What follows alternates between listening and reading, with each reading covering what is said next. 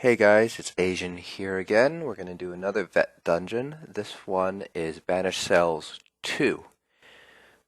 This dungeon's pretty straightforward, pretty easy. You don't have to run around too much. It's pretty much a set path forward. There's only one tricky boss, and that's the final boss, and that's only on hard mode. If you're just doing this normal vet, no hard mode, it's still pretty straightforward. Just like last time, we're going to be skipping through all the trash mobs, and once I explain the mechanics of the boss fight, we will also skip through the remainder of the boss fight. Here with me is Mr. Say, and Nut, I believe. Here's the first boss. She's one of the keepers. She comes with those two flame Atronachs on the back. DPS should burn those Atronachs down, though they don't do that much damage. The main boss herself fights pretty much like a standard fire mage. She will cast fire circles on the ground at two random people. She does her standard fireball attack on the person she's targeting. She does her special attack, which is what you see right there, where she launches lines of fire on the ground in random directions. DPS and healer, if you keep your distance, you should be able to kite around them. Overall, not too bad of a boss. So we're just going to skip ahead through to the next boss. The next boss is, you need a certain strategy. Healer and tank should agree on it ahead of time. And you'll see why in a second. So this guy has a lot of hit points. He is very chunky. His first mechanic is that he will breathe fire on a random person. The tank cannot taunt that move, so DPS and healer, just keep your distance. If you are a certain distance away, the fire won't hit you. And at some point he will stun the tank and create fire underneath the tank. And this is where you can have one of two strategies. The tank can either stand his ground like I'm doing right now, and the healer can just focus on healing the tank because DPS should not be getting hit. Or the tank can run around, spread the fire around as much as he can. But that's up to you. That's up to the tank and the healer. I prefer the former strategy of standing your ground, just because it's a lot easier for the DPS not to have to move around and kite around the fire circles. Once you're done with the second boss, you need to hit two switches in order to continue on with the dungeon. There's a gate that you have to open. The first switch is all the way to the back, right there. And the second switch, Mr. Say is going to hit right there, and you must do them in that order. For some reason you can't do the right switch and then the back switch. And we're going to skip ahead to the next boss, which is the second keeper for the quest. He comes with two ads, and the boss himself is pretty straightforward, doesn't have anything too special. He has his AoE attack, where he swings his axe or sword around his head. Tank can probably stand through that. DPS healer, keep your distance, he doesn't follow you around. Then he just has his normal super heavy attack that the tank should block. Overall, pretty straightforward, not a difficult fight at all.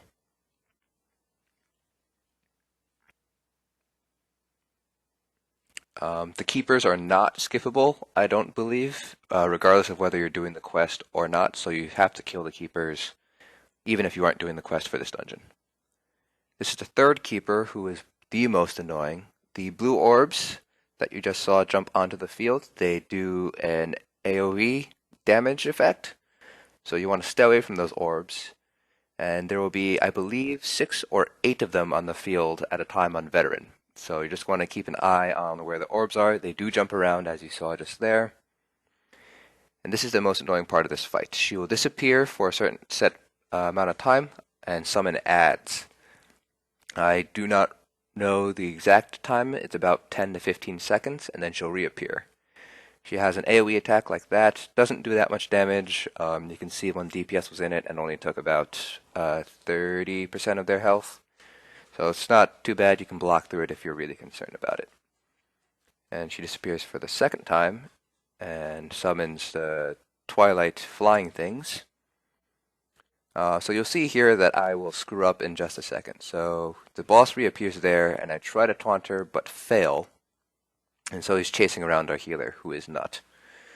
So yes, the boss does reappear after a set amount of time, so tank, you need to be aware of it, because in all likelihood you will not be able to burn down the ads. So the clan fears are the most dangerous. You're going to want to burn those down as quickly as you can, because the clan fears do have their AoEs, which do hit relatively hard.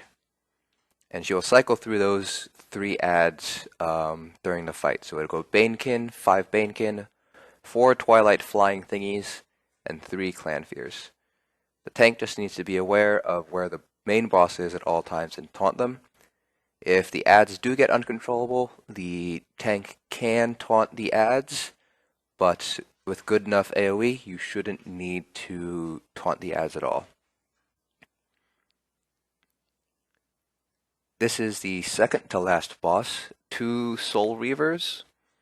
They have their normal attacks, so just your normal light attack, and then they have the heavy interruptible attack. Not too bad in terms of attack mechanics. There is one mechanic that you have to be aware of, which is the Soul Reaver that you are currently attacking, DPSing. She will summon a damage shield around her, and when she does that, you need to swap to the other Soul Reaver and attack that one. So the damage shield just popped on that one. And you'll see here that Nut was attacking the other Soul Reaver. Ideally, one of the DPS or healers should be on the other Soul Reaver to interrupt the heavy attack, but it is not necessary to do so.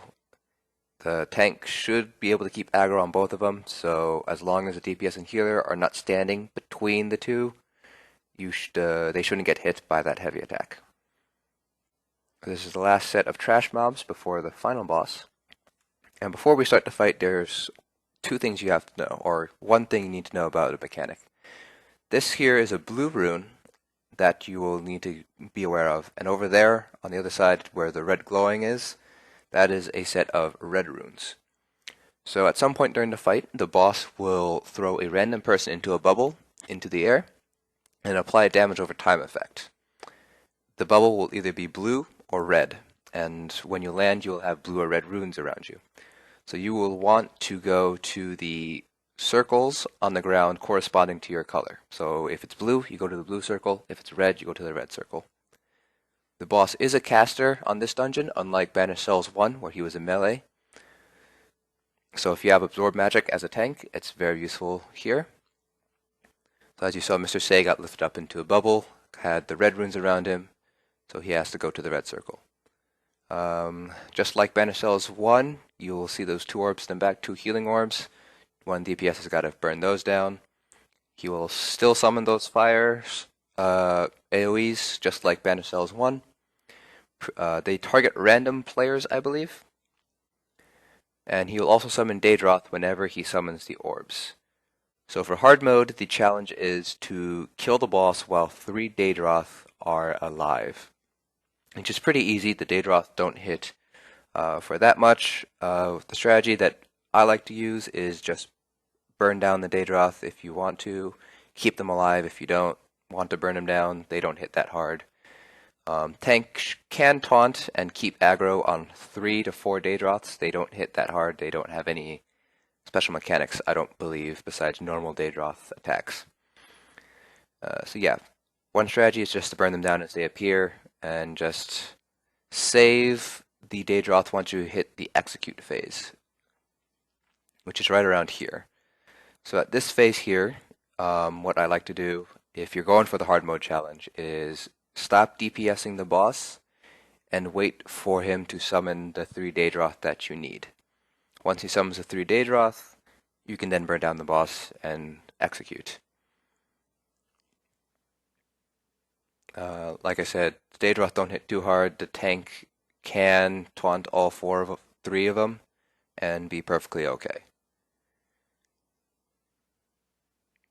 Skip ahead to the last bit here, last piece of information. When the boss dies, so does the Daedroth. There you go. One thing to note, the orbs can actually target the Daedroth. I've seen it happen before.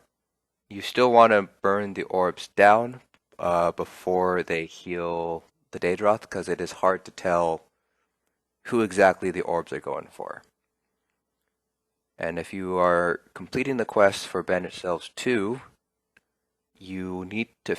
killing the boss does not finish the quest. You actually need to go check the quest giver's body, which will be up by the spawn point of the boss, where I'm heading right now. Yep, so to finish the quest for Banished Cells 2, you just gotta check his body. Alright, that's it. That is Banished Cells 2 on Vet Hard Mode. Hope this guide helps you, and see you around.